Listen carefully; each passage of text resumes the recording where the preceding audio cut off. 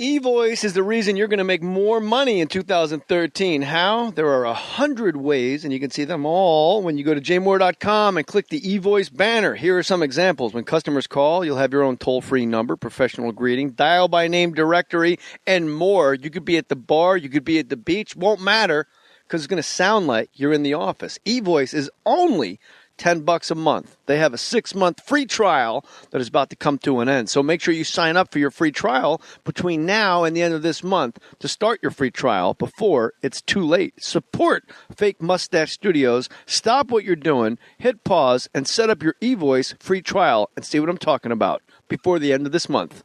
eVoice. Make more money. Put your name on it. Just put your name on it. That's all I say. Be a man or a woman. Put your name on it. Well, I'd like to hear about it, potheads. How the fuck you gonna know how to be great if you don't study greatness? Look at the game change. Donuts. If you want a battle, it's either that you will or you won't. You know, you're not a bad-looking man, Mr. Gals. But you are, Blanche. You are in that chair. There's something wrong with us. Something very, very wrong with us.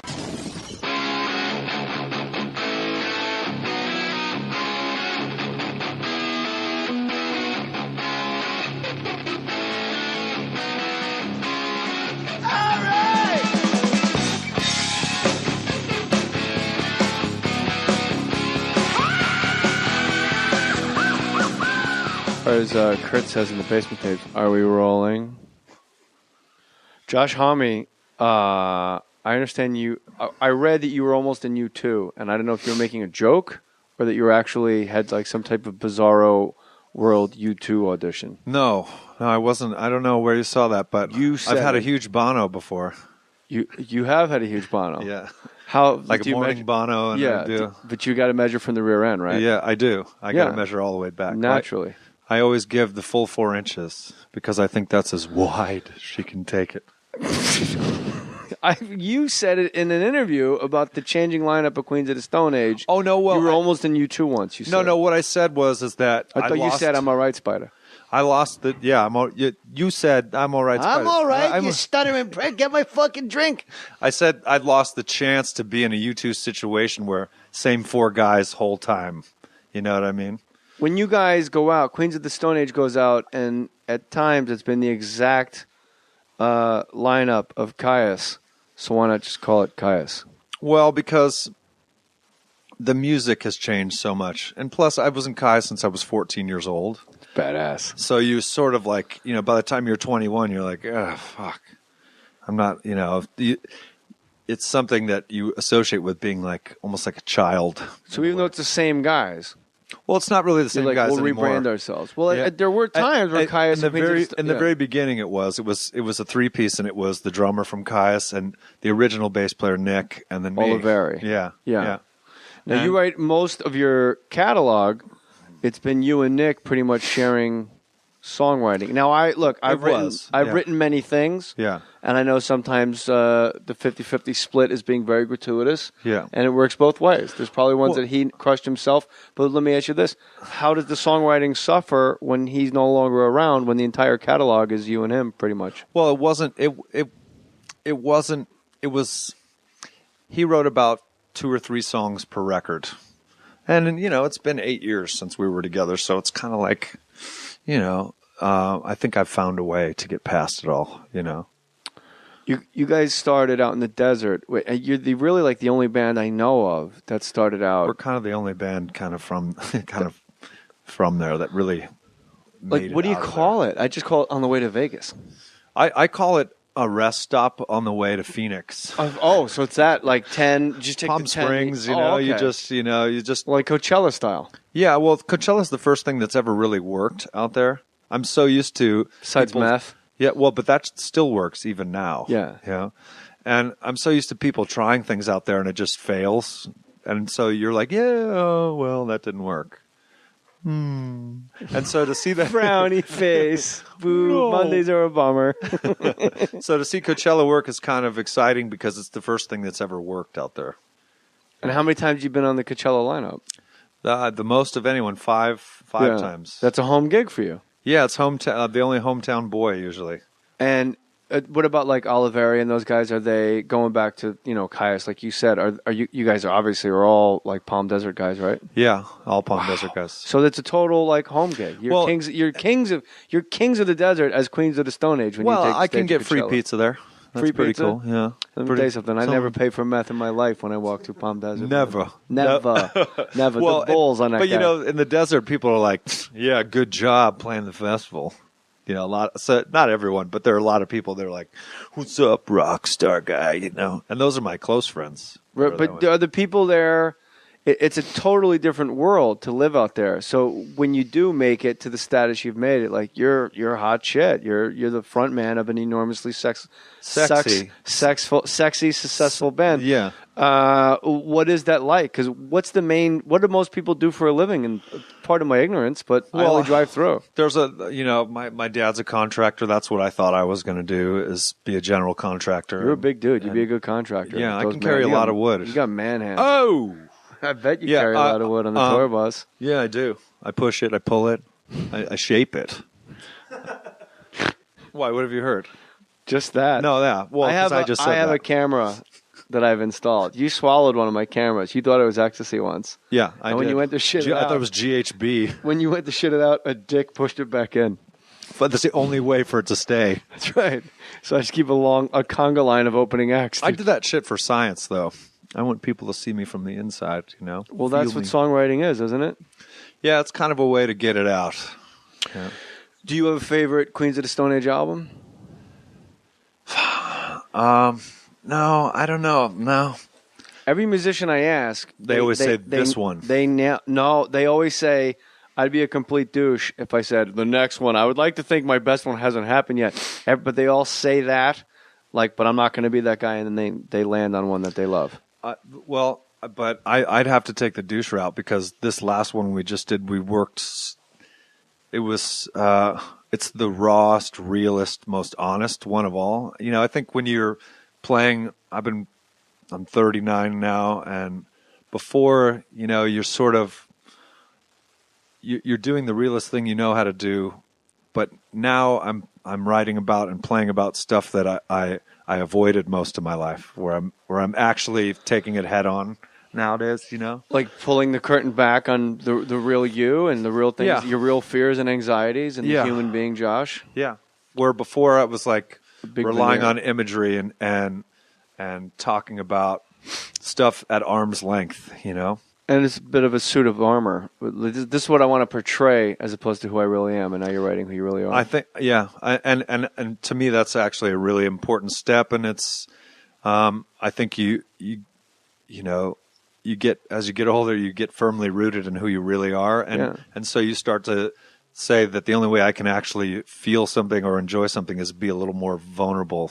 And say, do whatever you want. You sort of put yourself out there a little farther. You picked a perfect time too, I think, to be, if you're going to be brave like that and be vulnerable and put it out. It's been a while since there's been Queens of the Stone Age content. Yeah. So now everyone's like starving, the whole K-Rock crowd. Yeah. Like we're starving. I'll put myself in that crew. Yeah. We're starving for content. So you could have put out like, I ain't got nobody covered. You could have put out Louis Prima covers, and we all would have been like, "See, the new direction, cool." It was either that, it was it. So now there's no one's going to be like, "Nah, I don't know, the new shit's a little too personal, bro." We just want to hear you crush ass. But I also think too that now in for music, you know, I've always had to fight this fight with a record company and the way the business was and all this stuff. Where Interscope, is that who you guys were on? Interscope, but it doesn't really matter who it was before it was. There's always this fight where it's like you sound a little too different to do, you know, and you spend energy and time fighting a war with the people you're supposed to be in business with, you know. Yeah. And now that shit is gone,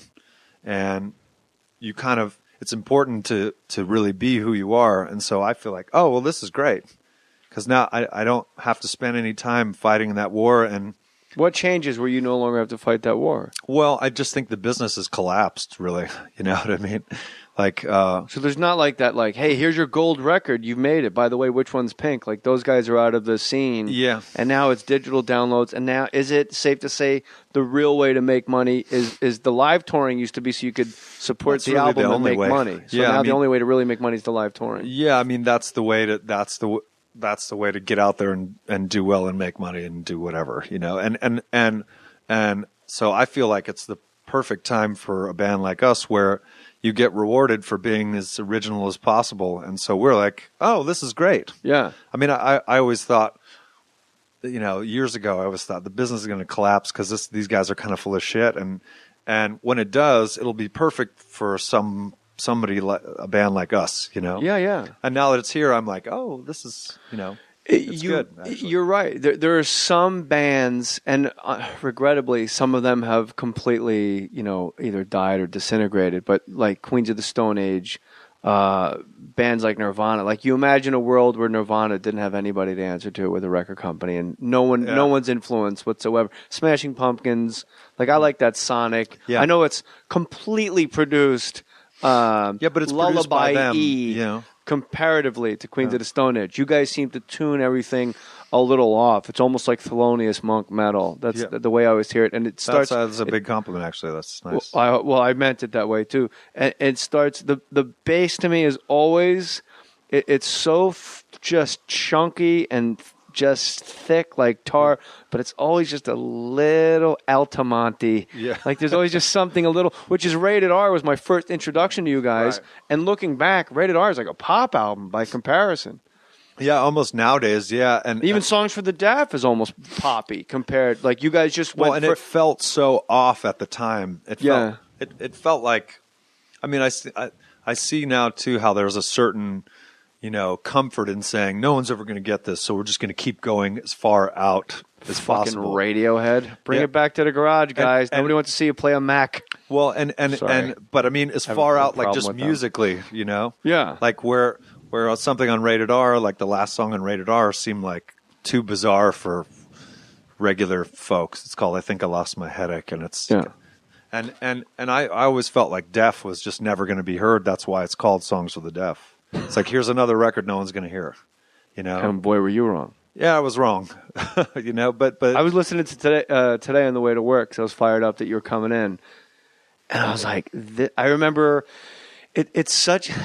This not to sound like I'm washing your balls, but I just got to be honest. They're albums that to me are always they're such summer albums. Yeah, they're so. I remember being in Huntington Beach. I was renting a house, and I remember like I had the two. I had Rated R and Songs for the Deaf, and I just wore them out. Yeah, and I loved the whole flicking the radio channel and stuff. And it said, you know, Kip Casper, the DJ that you had on, the fake guy. Well, we had these parties. We had a couple of parties at the end of just DJ parties, and had people come over.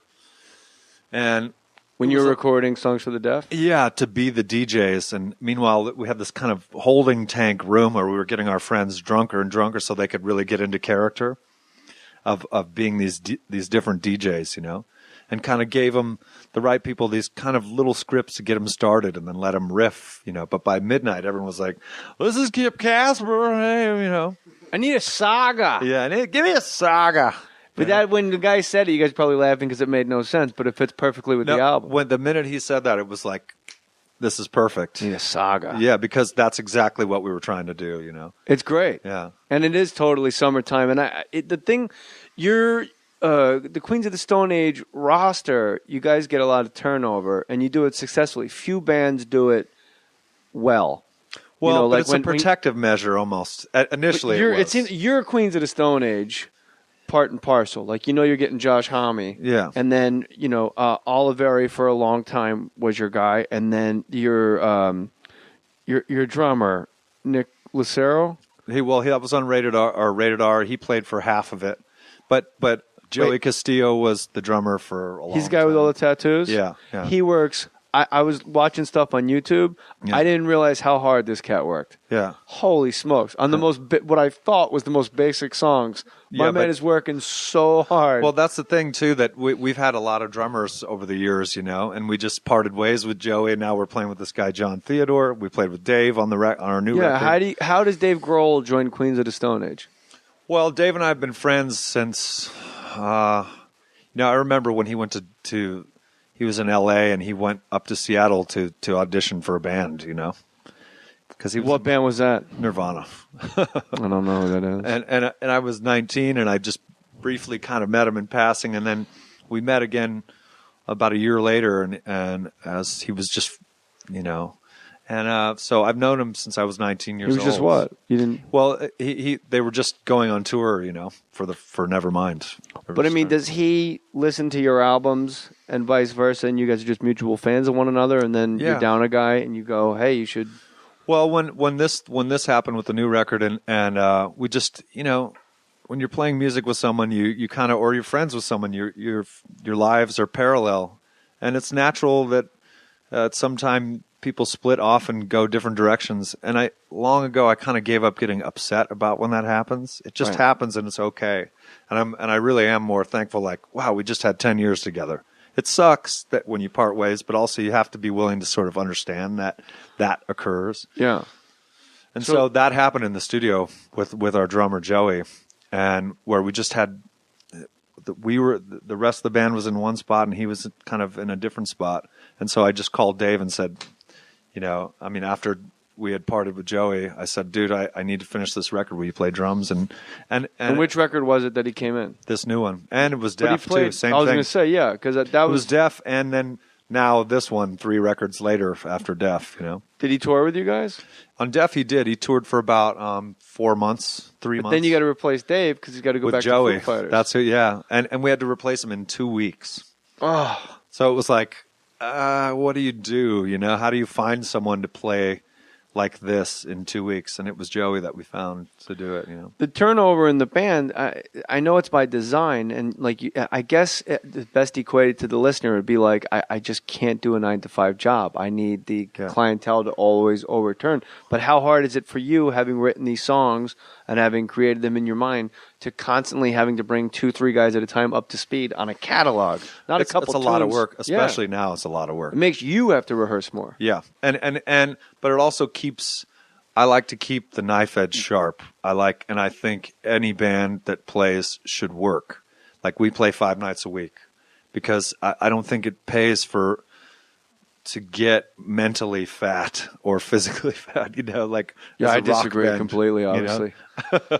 I'm real mentally fat and have a nice boiler on me. Well, I just think you got to keep the knife edge sharp to really, if you're.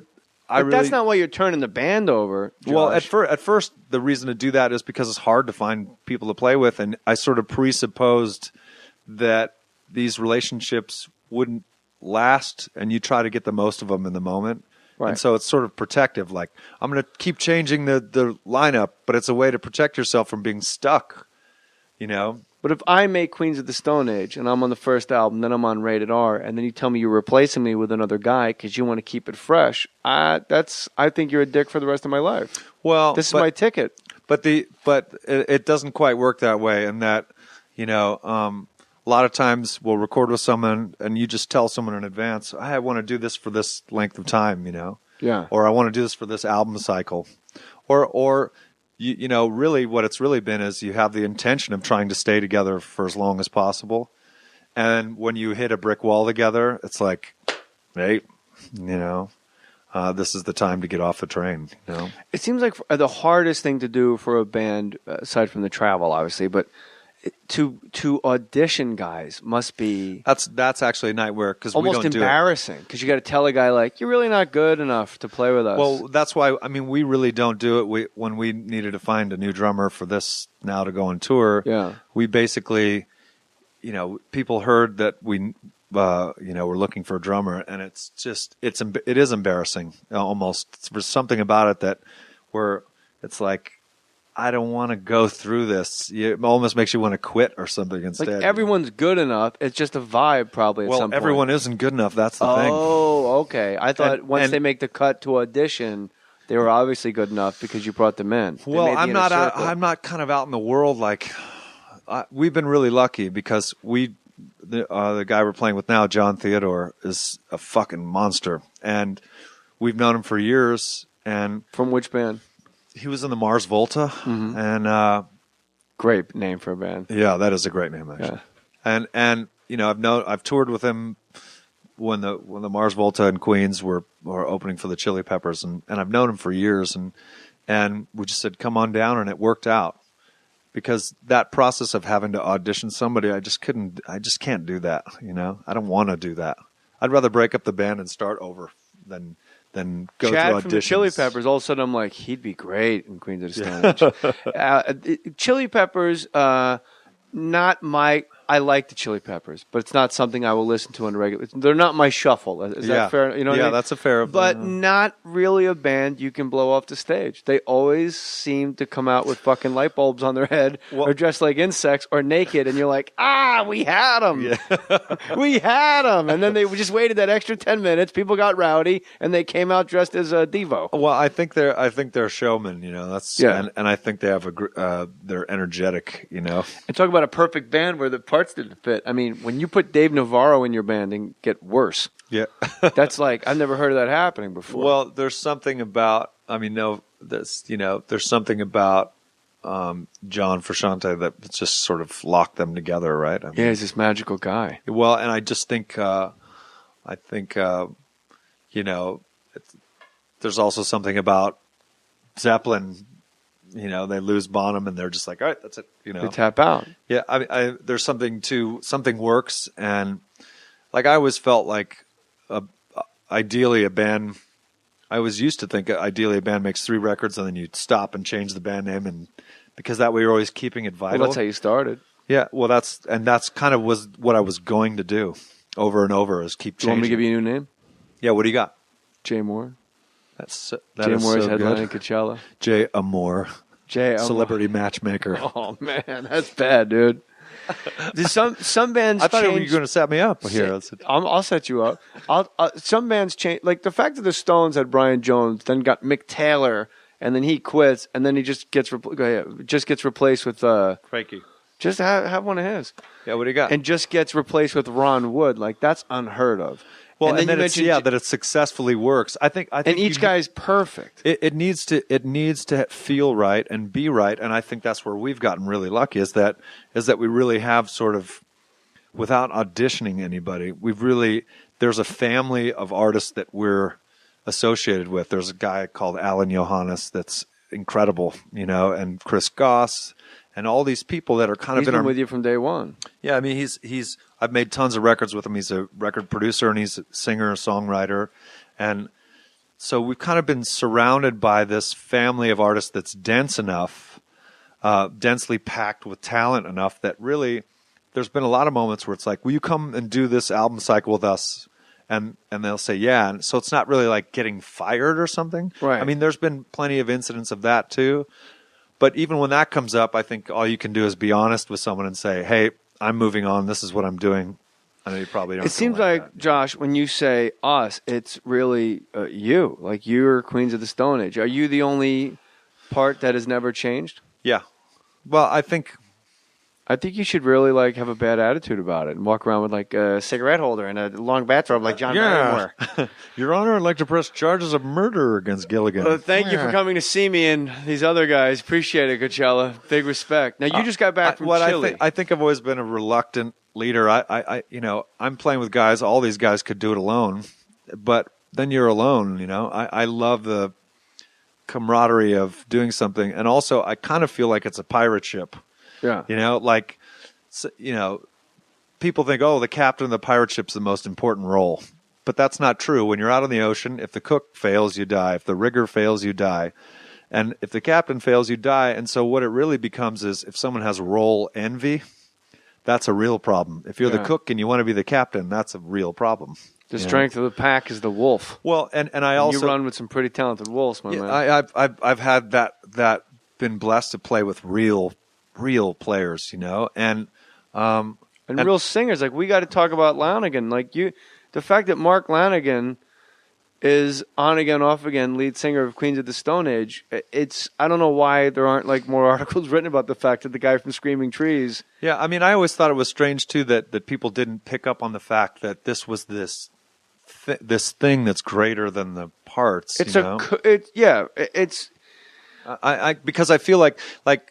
You know, having Lanigan there was such a cool thing. Yes, and what you're saying is what I've always felt about the band, and the you don't need credibility, but you just imported it anyway. Like, you guys want rock and roll, like, we're going to fuck your heads up. Here's Lanigan from Screaming Trees, And then he only sings on 3 songs sometimes. So I wonder, like, when he's on tour, what's he doing the rest of the time? Is he standing there with a fucking tambourine? No, never. He's Lanigan, a front man. Yeah. He's so he would sing on like 6 or 7, and we would just group it all together. Like we wrote more and did more stuff, and I always thought it would just be great to be part of this, almost like this sludge that was just rolling forward, and it had all these characters, these real characters in it, and you never know what was going to lead the way first, and that's why I've always kind of looked at it like, I'm at the helm of this family that is ever changing, and that would be a great way to have 6 records because they would all be so different. It would be a great way to have 20 records because it always presents something new. The only constant is that it will always be new, For you playing live, what's the most important instrument around you that you have to sync up with as a lead guitarist and singer-songwriter? Like, what's the one guy in the band that you have to be completely in tune with, or the whole thing goes off the rails? I mean, for me, honestly, and maybe oddly, it's the drummer. Yeah. Because I always wanted to be a drummer. I played drums in Eagles of Death Metal, and I play guitar more percussively than I do trying to be good. You play guitar drummy. I do. I'm a drummist. I'm a drummerist. Goes to 11. And so I think playing with the drummer is good. Spinal Tap conversation we're having. So I have one practical question. Are we going to do Stonehenge? Yes. Yes, we are going to do Stonehenge. Yes. It's 36 inches. No, we're not going to do. No. So the drummer. So when there's turnover with the drummer, does your playing? Do you? Well, how often do you go back? I think and we listen? meet in the middle. Yeah. They have to come towards me, and I have to sort of like assimilate who they are as a drummer too. Mark Lanigan to me seems like a real red ass, and he seems like a guy that when you tell him like you're just going to sing once in a while in my band, I'm sure you don't put it that way, but that's not. He knows the deal. But it seems to me for him to be on tour and having like these breaks. It's the last guy. I don't think people realize how cool an arrangement this is. The fact that you landed him is a coup. The fact that he landed you guys is a coup. It's like the last refuge of grunge. Like you've pulled this guy. I don't know what he would be. He'd probably have some other band. Well, I mean, his solo stuff is incredible. If you haven't heard it, it's so good. But the fact that he's out with a band, like the full thing. But is he just like a nice guy in real life? But he seems like when I watch him sing, when I watch Queens of the Stone Age, I'm like, that guy could probably handle himself in a bar fight. Like he seems like a red ass. Yeah, he definitely could. Yeah. And Lanigan is, I say this lovingly, he's one of the meanest guys I know that I like. Yeah. And he's not a mean guy at all. He's a quiet guy, and if he were here, he would be standing over in the corner over there, And when he's with me and when he's with one of his friends, he's one of the funniest, most affable, likable guys.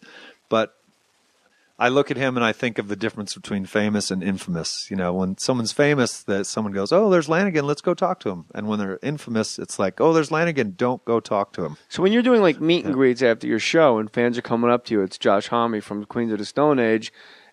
It's got to be a little weird to you to realize nobody's like running towards Mark Lanigan because he's. Well, but I think they're afraid to go talk. Am I to Mark. overselling his pedigree? I don't think I am. To me, he's royalty-ish. He is, and his voice. I mean, he sings about toothpaste and I want to brush. I mean, he's just that guy, but he's also a bit of a vapor in that he's like it'd be meet and greets or something like that, and he'd be on the bus. You know what I mean? He's kind of like a shadow, Now, do you pay these guys like higher? I don't even know anybody's salaries. But, like I heard Ronnie Wood is still on salary by the Stones. It's probably a huge salary. And then that's why he went to rehab that one time because you can't go on tour if you're rhythm, or I guess now he's lead guitarist because Keith's 106. But if your lead guitarist is in rehab, you can't go on tour. So he wasn't really in rehab for anything other than they had to renegotiate his contract to spring him, so he would go. Yeah, I didn't know that. Well, I mean, it's a great story I just made up. But the point being is, it really was amazing the way you sold that so heavy. I didn't make it up. Super inside info. But the thing with you guys, it's like how when these guys keep jumping on the ship and jumping off the pirate ship, is it favored nations? Does everybody get the same amount of money? Like, how do you explain to one guy why, like, Lanigan probably would get the most money because... Well, everyone gets the... I tried to make this a place... You see so many other bands where people get kind of treated like shit and sort of... people meaning other band members? Other band members where you know... What I'd like to think is that Queens is you'll never get a fairer shake than you do when you're with us, you know. But how do you decide that, or do you just let your corporate take care of that? No, I do everything myself. If I let somebody go, I do it myself. If I bring someone on board, I go talk to them myself, and we work out everything. There's nothing This is brutal. Yeah. Like, this is a horrible responsibility. A guy comes up to you and goes, but I'm a contractor's son, and I want someone to know that what I say is what I mean. Yeah, And I'm not going to let somebody else, you know, I get to enjoy the good parts of this. And to me, it comes with, if there's a rough part, I should have to deal with that too.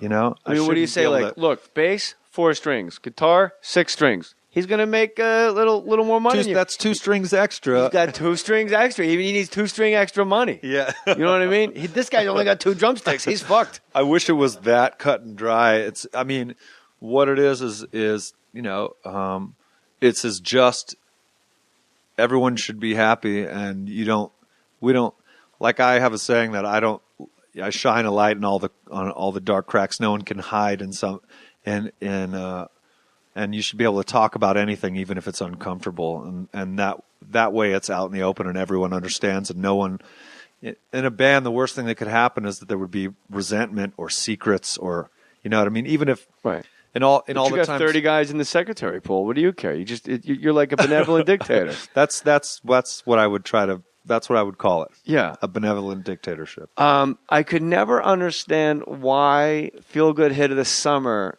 moved me, and it hit me in my gut, and it was on my shuffle when I would work out, and if I was like, if I was fighting, or if I was running on the beach and I had the earbuds in, I always just had that.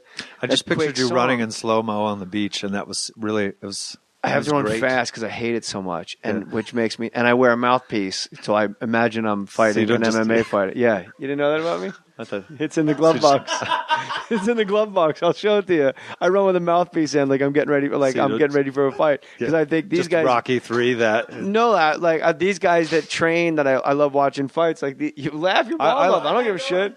Yeah, I run with a mouthpiece, and the lifeguards always break my balls. They're like, "You'd be a lot easier without that mouthpiece, man." We just so you like the fights. I love the fights, but real quick, the thing is with "Feel Good Hit of the Summer," it in the fade. I like the whole. Well, I'm not gonna tell you every song of Queens of the Stone Age. It's in my shuffle, but "Feel Good Hit of the Summer," just nicotine, Valium, Vicodin, alcohol. Like, I just could never understand why that super tiny, simple thing. I just kind of enraged me and gave me this visceral response. And then I'm reading through some notes last night. Fucking Rob Halford's on it. Totally. Fucking Rob Halford. And as soon as I read it, I go, that's why. There is menace.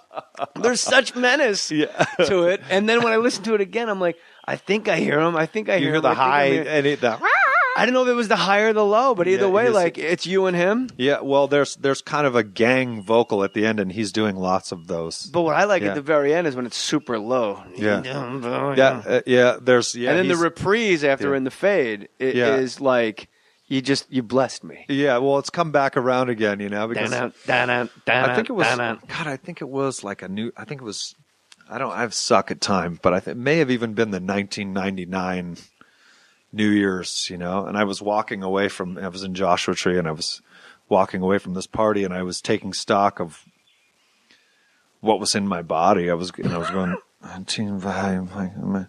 oh my God. And it was this laundry list, and I was actually walking at the pace of dun, dun, dun, through the desert, trying to get back to this little hotel from this party. And it just dawned on me. Well, you know, by the time you get there, you have a stutter. Yeah, it's perfect. You're sort of like, you write great songs, dude. The new album, like clockwork, how long does it take you from the time you say, all right, it's time? First of all, why the long layoff? A really long layoff. Well, because I did some Eagles of Death Metal stuff, and I did them Crooked Vultures with Dave, and John Paul Jones. Oh yeah, I got that circled right here. Yeah. JPJ. Yeah, and I saw you guys on Jonathan Ross when that went down. Yeah. And Jonathan Ross said you guys were the greatest guys in walk. on walk, yeah, Instead of rock, you guys are like, Really? these are great guys in walk and roll. Yeah. You guys apparently in Jonathan Ross's show in England are great at walk and roll. We did walk off afterwards. Sounds like Long Duck Dong from fucking 16 Candles. Really? Married? Walk and roll. Married. Yeah. Married. Yeah. Married? Married. Yeah, married? Married. Yeah. And then the door shuts. Married. No more Yankee the Wanky. Jonathan Ross needs food. So, how long? All right. So I'm going to get to John Paul Jones, and I'm not so, I sure mean, that's if a I'm lot done of with my stuff to do. Lanigan questions, but how long before? Why the long layoff? Oh, because you were doing your other things. Yeah, I mean, I was doing But stuff, and then. Are you sated playing like the hot potato on Ventura Boulevard? I mean, you're playing much smaller rooms. You guys are gods when you go out and play these metal places. And grunge, I don't know if grunge is still a word anymore, but it is. It's under my fingernails. Yeah, it is. I saw the Harley you pulled up on. Schmutz. It was sweet, bro. By the way, Josh pulled up on a very sweet motorcycle. Fat, like fucking country bacon. That thing was nice. Yeah, it was a thick cut. And I made you turn it off because my baby was sleeping. You can't come in here with a motorcycle. There's children in here, you idiot. There was a panic, too. It was like, turn it off. What are you doing? Just turn it off. We'll roll it up. It's like we're stealing it from our parents. Like roll down the hill, kickstart. Like you're my big brother. You're like, turn it off. What are you doing? Yeah. So when you're performing with those other bands, you get to fulfill, I'm guessing, the romanticism of when you first started with Caius. You're playing much smaller rooms. Well, there's a much more. I just like something new, and I like, it's a bit like. Well, I like new stuff too, Josh, but I want to get paid. Yeah, but honestly, that really can't be the motivator, or I feel like it's all messed up. I feel like it can't be to do well, and it can't be to make money. It's got to be. I don't know. I honestly feel like music is this. It's like a religion, and you really have to pay into it, and you kind of have to humble yourself at the altar of rock. Yeah. Because really, if you're not going to try to do something classic, what the fuck are you doing here? And so none of that really matters to me. I feel like if I just work all the time and I try to, you can always put something out, but you can never take it back. So if I'm conservative about what I put out, the rest of that will just sort itself out. What guitarist were you listening to growing up in Palm Desert that you were like, I got to get into this? Greg Ginn from Black Flag. Really? For me, that was that. Nice. That was, and this guy Jock from GBH, and just City Baby, City Baby, City Baby, attacked by rats. But see, all that stuff was really hooky to me too. GBH, bro, come on. You didn't expect that out of me, did you? I didn't expect that, but I love that you did that. All right, good. See, all the kids at home know how badass you are. I didn't pull up on a Harley. Yeah. I got the Range Rover with the baby seats. Yeah. I have 2 baby seats, and I just drive around in circles. But only one baby. Yeah, and I act like I'm looking for another baby. Yeah. Look, you got to plan for your future. You do financial planning. You get insurance. So get real peace of mind by going to LegalZoom.com. Make sure your family is legally protected. That's where you go for affordable legal protection, LegalZoom.com. For over 12 years, they've been helping Americans get personalized wills, powers of attorney, living trust, real estate documents, and more. LegalZoom also helps start and maintain businesses with incorporation and LLC filings, trademarks, and copyrights. Their time-saving service was developed by a team of experienced attorneys, and LegalZoom takes care of you from start to finish. LegalZoom documents have been accepted by courts and government agencies in all 50 states. LegalZoom is not a law firm, but they can connect you to an attorney and provide self-help services at your specific direction. For even more savings, enter MOHR, more, in the referral box at checkout. If you're a parent or entrepreneur, don't wait any longer. Call or visit LegalZoom.com and protect what's yours. So, John Paul Jones, when you do Them Crooked Vultures with Dave Grohl and John Paul Jones, like how... it's just such a fucking haircut question. I apologize. How does that come about where you go, hey, let's form like a mini super band, just the 3 of us? Well, it didn't really. That was it.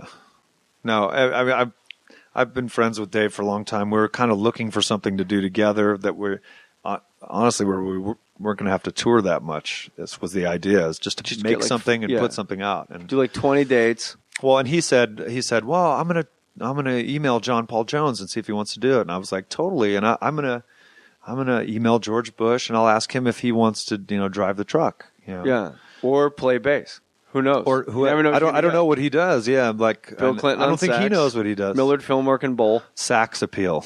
That's what he's got. That's the name of the band. He does have sax. That was the other option, but it was taken by Canadian jam band. Yeah. So John Paul Jones says, "Yeah, I would love to tour with these guys." Yeah, he said at least make a record. He said, "Yeah, let's jam and see what happens," and so we did.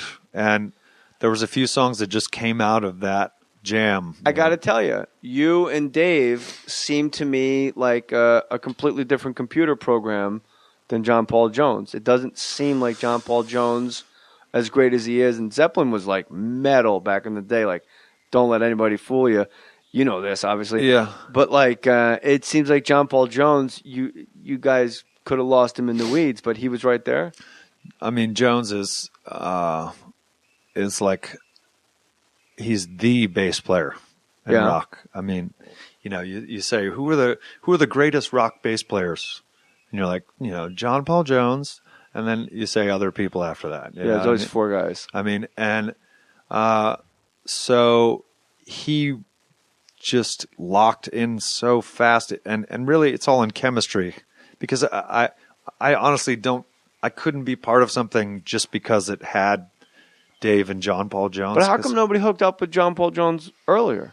Honestly, I think it's a question of asking. Yeah. I really do. I think. Hey, I get a lot of the guests on this podcast. Should people go, how'd you get him? I go, I asked him. You and I just texted back and forth. It was done. But I think that's actually it seems like a bigger chasm than it really is to most people, and that it's like you just ask him and see what he says, and sort of pursue it honestly like that, and you're so often surprised by how. Yeah, let's try it. It is, So you guys just start jamming. Like, that's the thing that musicians always say, that we just sat around and we jam. Like, you guys plug in, and I guess Dave just starts hitting hard. He hits hard. When I was on Saturday Night Live, he drummed. For some reason, whoever the Heartbreaker drummer was for Tom Petty wasn't there, and Dave Grohl sat in with the Heartbreakers, and it was. You know what? It wasn't the Heartbreakers. It was Wildflowers. It was a very nice Tom Petty album. And Dave Grohl hit the Skins like he was mad at him. And it was like alarming how hard he was playing. Well, it doesn't matter which drum or cymbal it is. They all get the same like facial backhand that, it's that really the other drums get. It's drum bukkake is what it is. It's an onslaught of beatings. It's a rocky and then, bukkake. but Tom Petty singing, "My old man was born to rock." He's still in the background, it's going, boom, boom, and it's a super simple time, but he's just kicking the shit out of it. So I guess he starts first when you jam.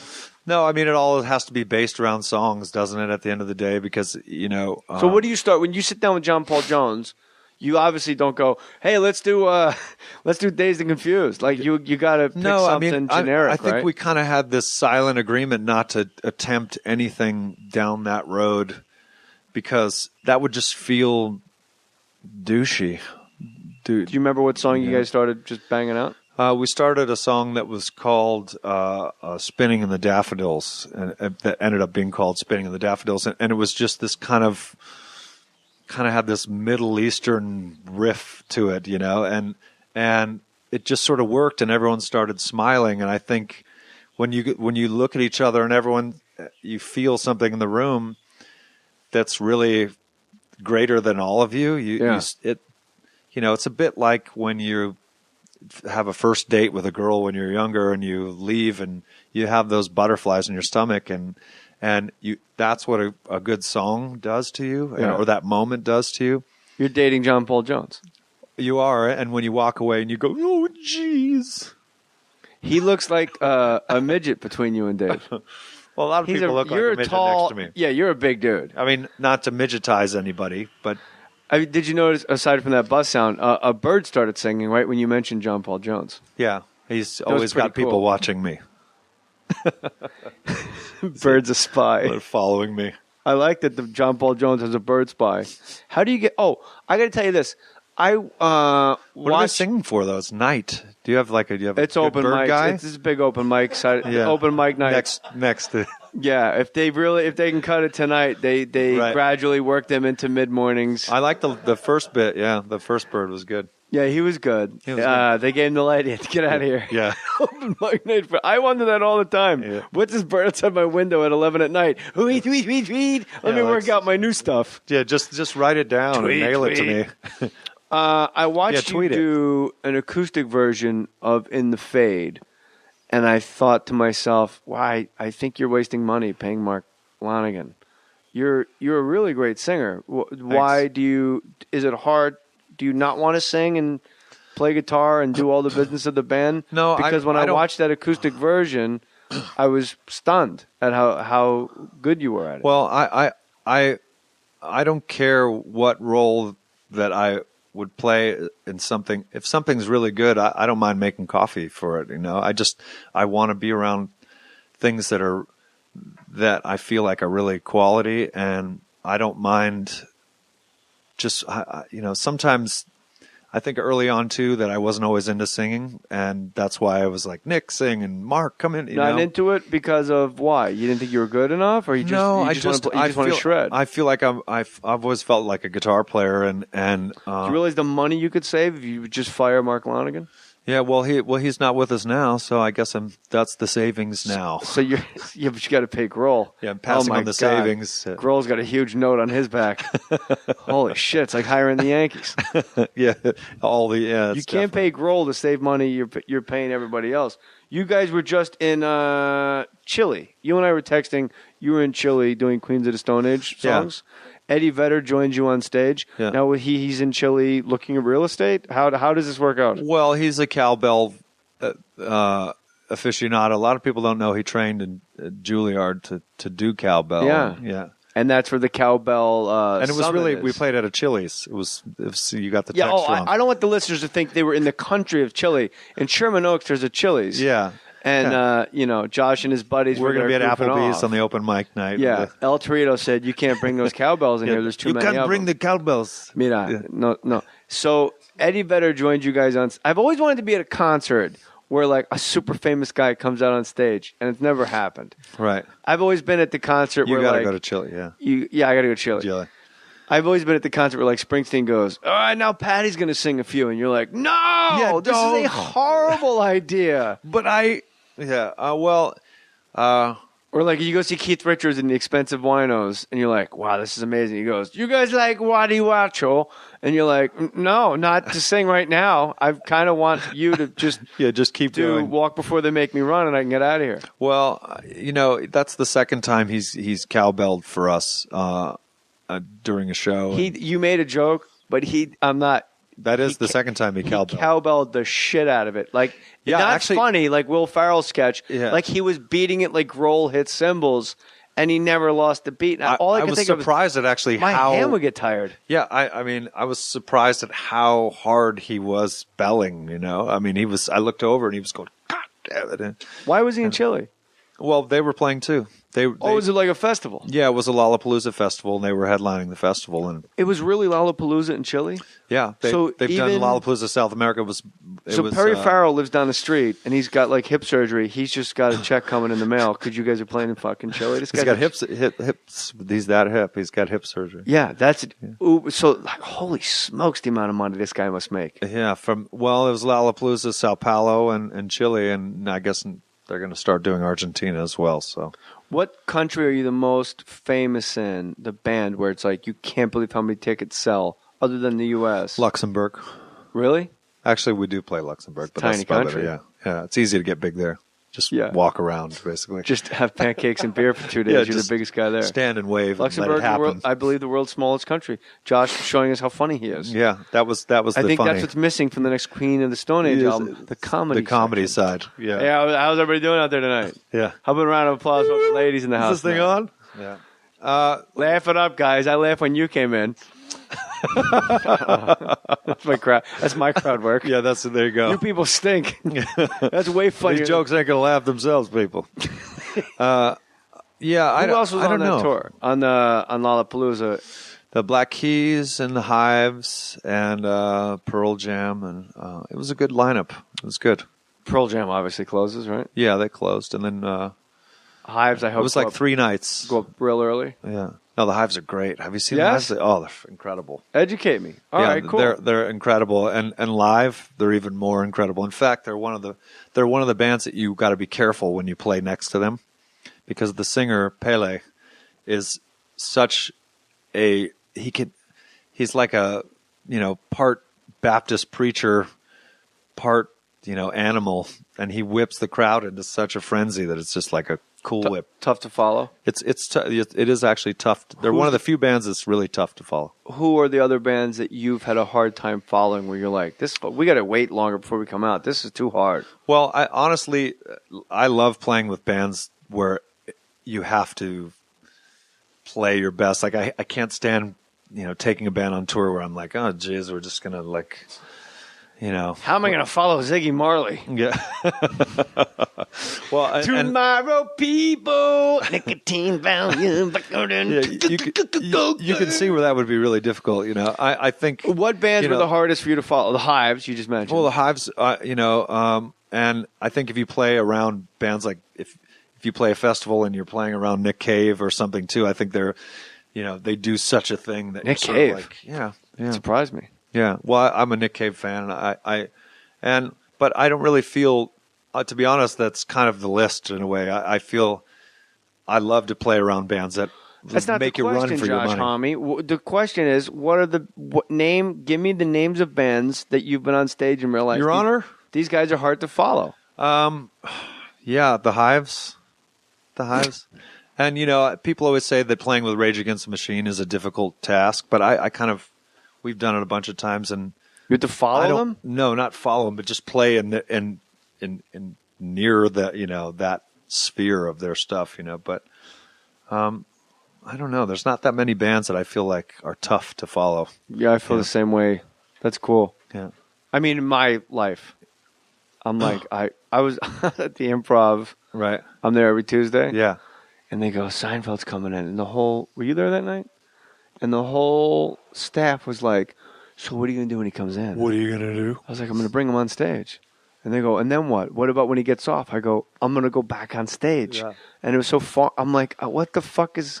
Well, I think you have to, at some point you have to say, I do this and I do it as good as I can do. And it does How what about a it round of does. applause for that guy? Where were we? Yeah. And I think he's great. Yeah. Who, is there a band that when you guys were coming up, you took great pleasure blowing up the stage? I'm at this point in my life where I want to play with the best bands just to have an A-B scenario where people can compare whatever. Because I'd rather... Are you you give me all these politician answers, Josh. Well, I mean, I'm smiling. It sounds like we're being combative. I'll play with anybody, basically. I know, but when you were coming up, do you remember opening for somebody and going, fuck, yeah, they couldn't follow that shit. I'll give you an example. We played... Like Guns N' Roses couldn't follow Metallica. Yeah. Yeah, I mean, and Metallica can't follow Slayer. However, AC/DC can follow Metallica. Well, AC/DC could follow anybody. Right. They just dim the lights, and then the strobes go up. And shit occurs, and everyone gets destroyed, and that's all there is. There's a goddamn cannon on stage. Yeah. Well, I mean, if you have your own cannon, you pretty much can play after anyone. I'm going to start bringing a cannon on tour with me. Yeah. Hey, at corporate gigs, it wouldn't go over too well. When you guys were coming up... Right after Seinfeld, you fire a cannon. For those that are ready to continue, fire! In Brian Johnson's voice. Is there a band you remember destroying and you realized we're really good? That was awesome. Because I can remember coming up as a comic, there's guys you got to open for, and you're like, oh, this guy's got a problem. Fuck him. Watch this. Well, I mean, I got to be honest with you. Whoever we play with, I'm like, you better get your shit together before you play. Do you tell that to the other band? No, but it's something. It's just something you're like. If you think for 1 second that we're not going to like burn the guitar, and if there will be blood, because I'm willing to do anything to make a show right and individual tailored. Like we don't play the same set every night. We don't, including replacing members of said band. I'm willing to do anything to chase the music. Right. I really am, and so I want it to be. we're not really doing a show where you like the same thing happens every night. And you say the same things. And I played with bands like, I've played, before Green Day, at least American Idiot, and they were playing before us at this festival, and I saw them do the same thing every single night, and I thought, oh, that's just not for me. Even the same ad libs, the same say everything, the same things that whip the crowd up, and that's fine, and that's a show, but that's not what I do. It needs to be real and tailored. We have people that'll go to 5 shows in a row. And even if it's only 2 people, I think to myself, God, we would really do the same thing again, say the same thing. Is there a competition when you do those festivals? Absolutely.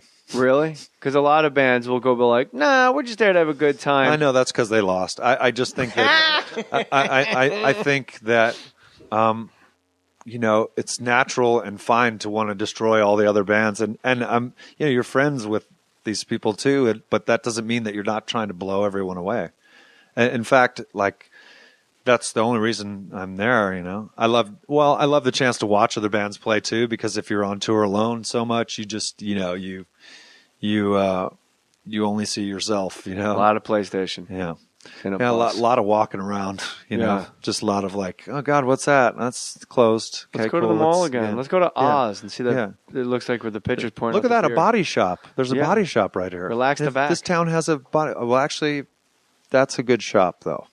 Relax the back. Yeah, let's be honest. I know that's why I brought it up. You could use a little relax the back around here. You should. Yeah, this is a pretty shoddy operation. Yeah, but the content is king. It's content is king. So it's the garage, in that way you're fine. It's the Garage Band podcast, man.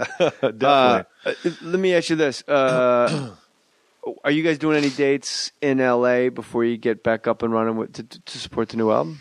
Yeah, we're talking about that now because we want to do something to sort of blow the dust off, so to speak. And just make sure I know those dates. Yeah, well, I think we're going to do one before. Just one? Yeah. You need one date to blow the dust off. Yeah. Oil up the Tin Man, you're ready to go. Just to oil everything, really. One show? Yeah, I think. Not a run of them? I think it's good to have. What about rehearsals? How many rehearsals do you do? Do you have a big space? We're rehearsing now, yeah. Where's your space? Now. Ish. It's in the Burbank-ish Give out area. the address. Yeah, it's actually 4204. Go fuck yourself, drive. And how long is a rehearsal? We do about 6 hours. And when is it at night usually? No, actually lately, we've been kind of doing 11 to 6. Because you guys are dads. Yeah, well, I'm a dad, so I like to go home and play with the kiddies, What are the odds of sitting in on a rehearsal? They're not very good, actually. All right. Yeah. Because right now we're bad. We're so much of what we're doing. Yeah. So but it's correct. It's like, we're working on all this new stuff and it's complicated. So there's a lot of doing, Yeah. Which is great. Which is also called Radiohead. Yeah. Doing, bang. Sounds like robots fucking. Dave was actually talking about doing a all country cover version of Radiohead and calling it Rodeohead. That's not a bad idea. Because there's that piano. There's a concert pianist that covered all of Radiohead songs. You said pianist. I did. You said pianist. We started by you measuring your Bono. It was on the edge of my Bono. Do you know the difference between Bono and God? Not even God thinks he's Bono. Yeah, God doesn't walk around Dublin pretending he's Bono. I was thinking about the Edge. Like, do people call him the Edge, or is it just Edge? Like, would you go, hey, what's up, the Edge? Bono in concert calls him the Edge. Really? It calls him both. It's I've weird. Heard both. It's a trippy nickname. What album do you wish you could... If I was like, hey, what's up, the corner? You'd be like, what are you talking about? Well, I'm not only because that's not your nickname, but also because it's a strange nickname. What's a worse nickname, Bono, The Edge, or Sting in all of rock and roll? Dimebag Darrell, probably the best of all time. Yeah, that's a good nickname, actually. Rest in peace. Yeah. I mean, we have a thing where we just call someone Steve, as the utilitarian name. Yeah. And, so you'd be like, if it was, Ace Say you Frehley. know a few more times. Ace Frehley. It would be like his brother Steve Frehley. You know. I do know. And now you do. Who are musicians out there in the ether that you're like, God, in a dream world, I'd love to play with this guy? I know that's like basically it's all of them, but if you just call, I think Bowie's amazing. I think nobody talks about Bowie ever.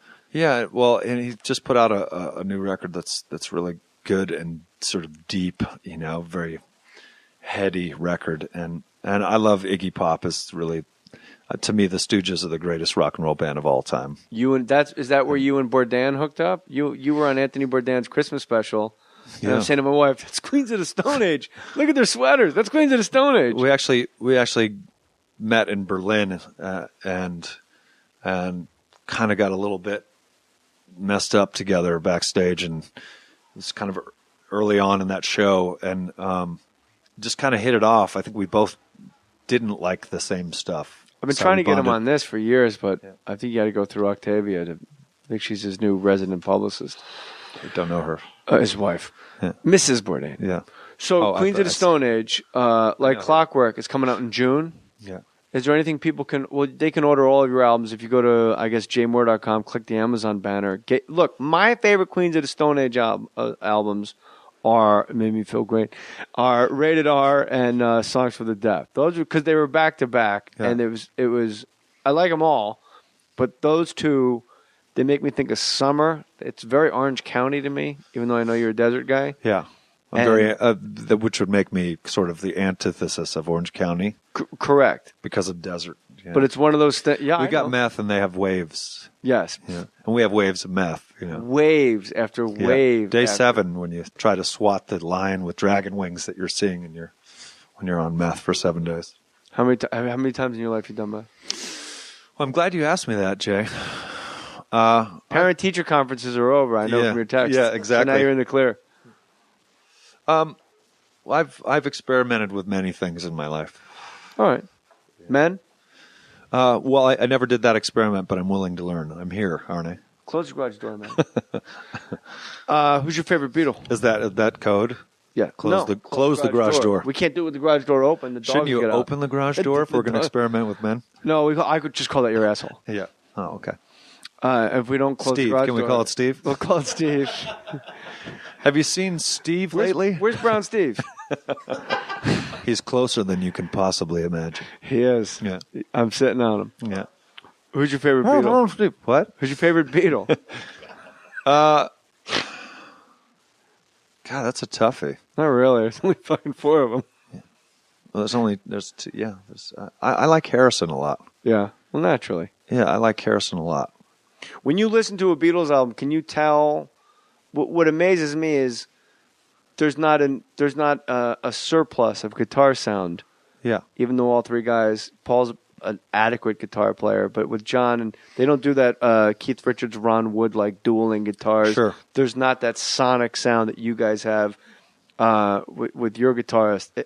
I'm always surprised when I listen to the Beatles. Like, it's pretty much just a guy playing. Yeah, and I love the empty space between the instruments. Yeah. I think that there's such a masterful use of space, and sometimes, or not sometimes, after years of playing, it all becomes what you don't do instead of what you're doing a lot of the times.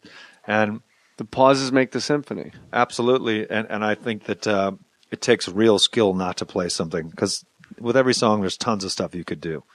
And when you know to stop doing something is when you really got something going on. What happened to Monster Magnet? I love those guys, and they disappeared. Yeah, those early records I really like. Way too busy power tripping. See, I like stuff before that, even like Spine of God. Spine of God is amazing. See, that was a great record, and when that came out, there were kind of no bands that were like that. I was like, if anybody wants to know what happened to heavy metal, they're right here. Yeah, and that was this was like this amazing drug rock. But then is that what got him in the end? No, because you played with. Yeah, we toured with them. Queens toured with them, and Caius and Monster Magnet came out at the same time, and we were sort of, like the East Coast, West Coast, the Biggie Tupac thing. Yeah, it was a lot like that, actually. I was sad that you guys shot up the place that night when Monster Magnet was in there. Someone had to die. You know, someone had to die. I'm ready to die. There's going to be a lot of slow singing and flower bringing if my burglar alarm starts ringing. Yeah, that's good. George is your favorite Beatle. Monster Magnet, you don't know what happened to him? Well, no, actually I don't. But, you know, I really love those first 2 records. Were great.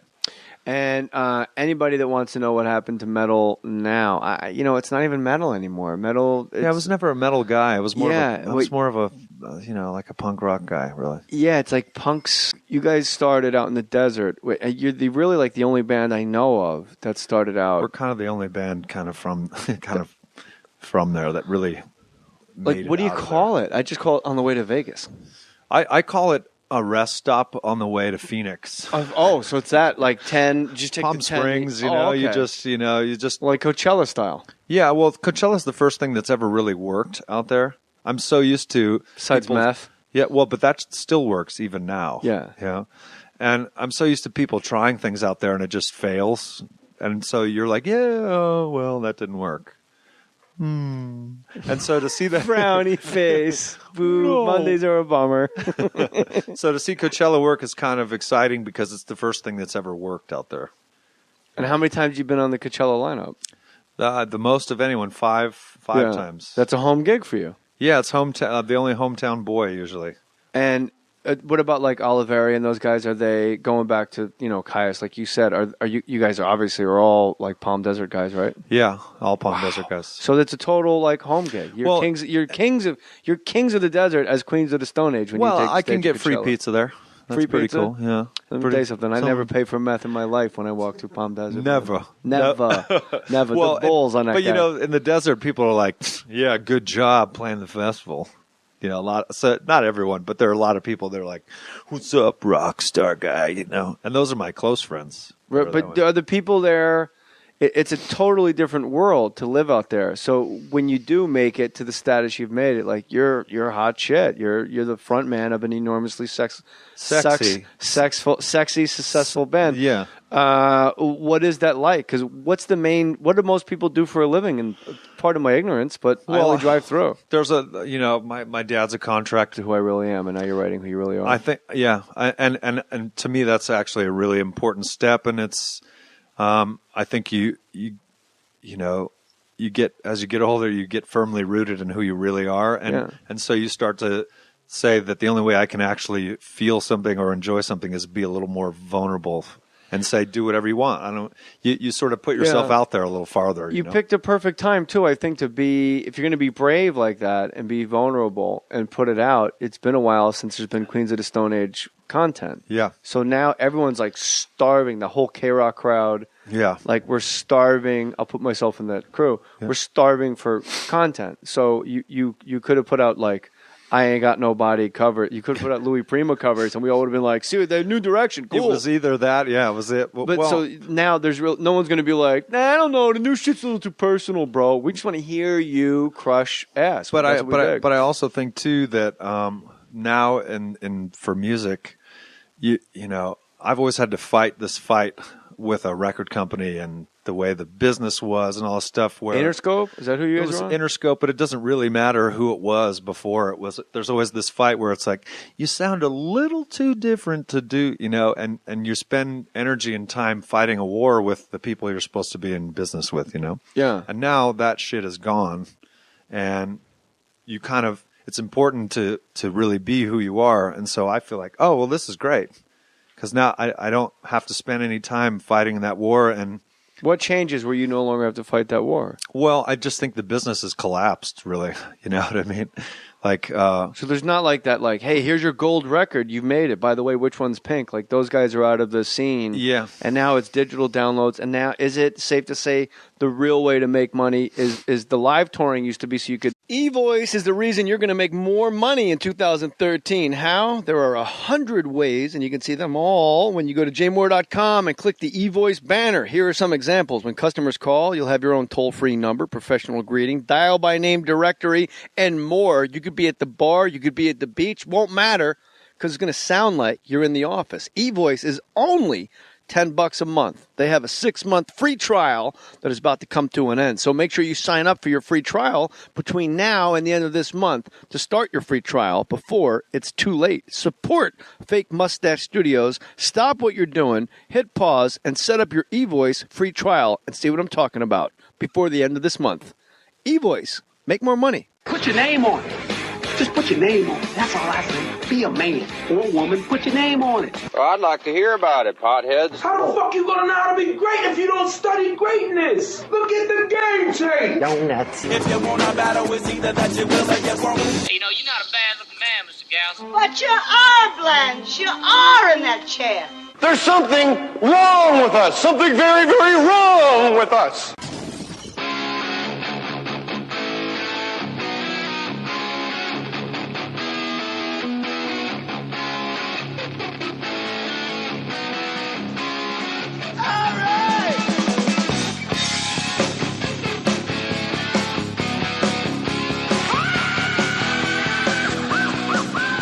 Or as Kurt says in the basement tapes, are we rolling?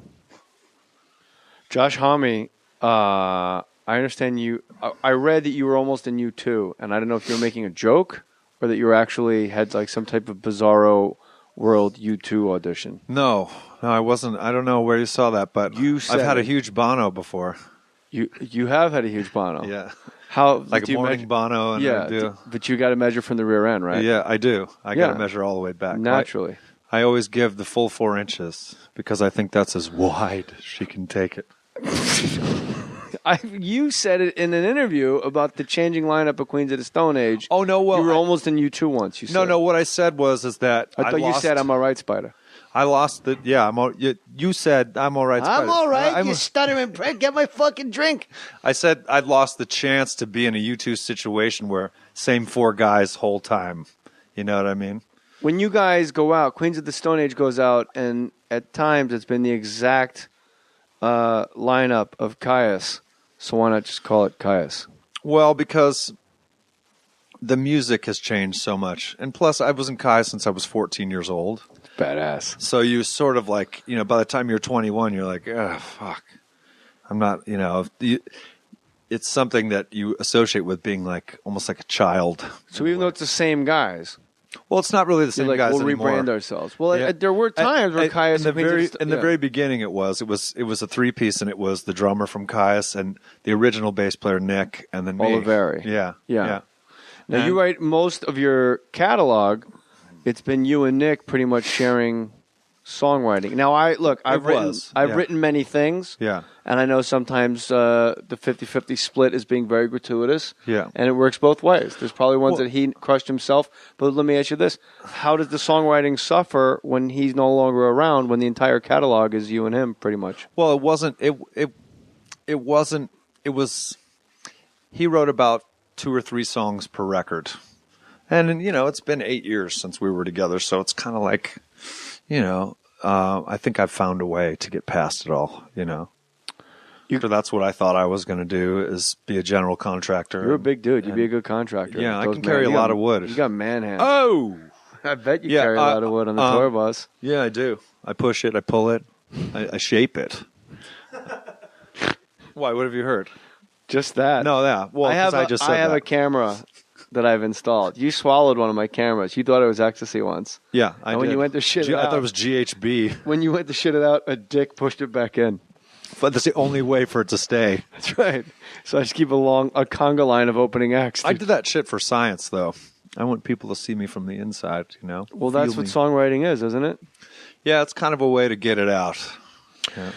Do you have a favorite Queens of the Stone Age album? No, I don't know. No.